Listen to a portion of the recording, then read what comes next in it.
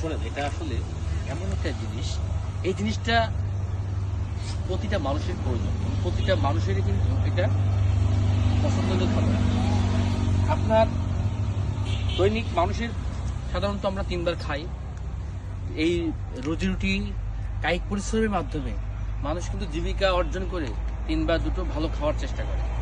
ভালো খাওয়ার ভিতরে আমরা কি করি, সাধারণত পুষ্টিকার বিহীন খাবার খাই। কিন্তু পুষ্টিকার বিহীন খাবার খেতে হলে iodine, vitamin C, vitamin D এর জন্য প্রচন্ড পরিমাণে এই শাকসবজি প্রয়োজন।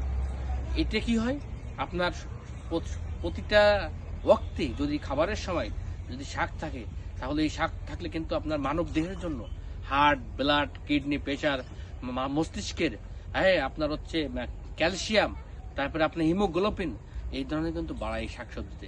আর সেই শাকসবজি খাইলে আপনার শরীরের ত্বক সুন্দর থাকে, হ্যাঁ লাবণ্যতা ফিরে আসে। প্রতিটা মানুষের কিন্তু প্রতিটা ওক্তে খাবারের সাথে এই শাকসবজি প্রয়োজন। তাই এই পালং শাক নামে আখ্যায়িত এই পালং শাক কিন্তু ছোট ছোট মাছ দিয়ে রান্না করলে কিন্তু হেভি স্বাদ লাগে। তাই আপনারা বেশিরভাগ এই পালং শাক খাবেন এবং আপনার শরীরের জন্য উপকার আসবে। সকলে ভালো থাকুন।